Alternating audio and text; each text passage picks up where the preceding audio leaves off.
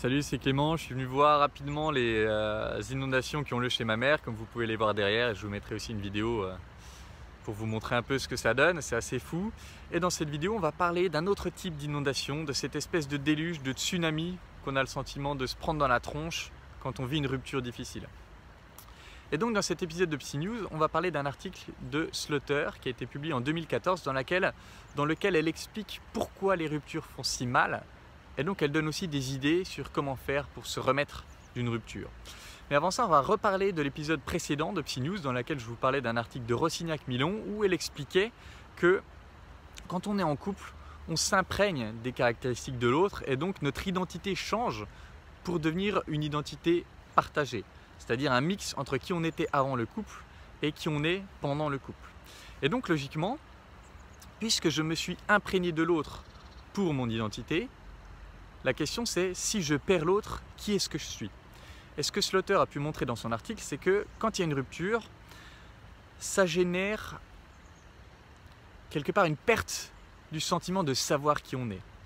Quand on vit une rupture très forte, alors bien sûr on ne parle pas d'une rupture dans une relation de merde, on parle d'une relation de qualité, et quand cette relation s'arrête, ça crée un tremblement de l'identité, c'est-à-dire je ne sais plus qui je suis. Qui est-ce que je suis sans cette personne? Puisque on a tellement créé de choses ensemble et nos identités se sont tellement mélangées, qui est-ce que je suis sans cette personne? Et ne pas savoir, avoir une sorte de flou sur son identité post-rupture, c'est ça qui crée énormément de douleur et énormément de peur suite à la rupture. Et donc, ce qui va être nécessaire et fondamental quand vous vivez une rupture, si vous voulez revenir sur vos pieds, c'est de prendre le temps de se redécouvrir. Prendre le temps de redécouvrir ce qu'on aime, de redécouvrir qui on est, prendre le temps de se retrouver. Et c'est seulement quand on prendra le temps de se retrouver qu'on va se reconnecter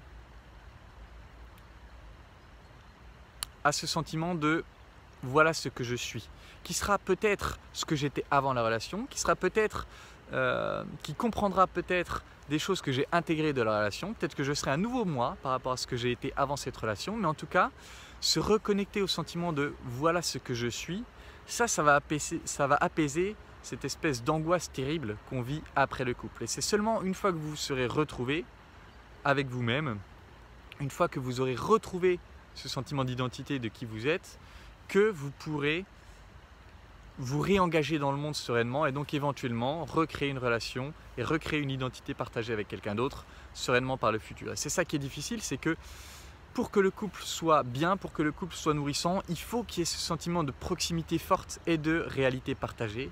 Sauf que plus vous avez un sentiment de réalité partagée, plus la rupture sera dure lorsqu'elle aura lieu. Sauf qu'au bout d'un moment, voilà, soit on vit dans un bunker, on ne fait plus rien, soit on prend le risque d'aimer et donc le risque de souffrir beaucoup plus par la suite. Mais en tout cas, voilà, l'idée et ce qu'a montré l'article de Slaughter, c'est que plus vous allez avoir ce sentiment d'identité partagée, plus la rupture va faire souffrir parce qu'elle perturbera le sentiment de qui vous êtes, mais que voilà, c'est d'une part nécessaire pour que la relation soit forte et que surtout, ça nécessitera de se retrouver avec soi-même pour retrouver cette identité, ce sentiment de voilà qui je suis et ainsi être apaisé et pouvoir retourner vivre la vie que vous avez envie de vivre. Voilà, j'espère que cette vidéo vous aura intéressé et pourra peut-être aider ceux qui vivent une rupture en ce moment, ceux qui ont du mal à se remettre d'une rupture ou peut-être rassurer ceux qui ont un peu peur que leur couple se dissolve parce qu'en effet, ça vous donne un peu un plan d'action de quoi faire si jamais ça arrive. Voilà, j'espère que cette vidéo vous aura aidé. Comme d'habitude, si vous voulez travailler avec moi, il y a l'école des guerriers. Là, la prochaine école des guerriers commence fin février. Il ne reste plus que 2 places. Donc si vous voulez travailler avec moi, postulez rapidement pour qu'on puisse mettre ça en place. Et voilà, c'est tout pour cette vidéo. En attendant la prochaine, je vous embrasse et je vous dis à bientôt. Ciao.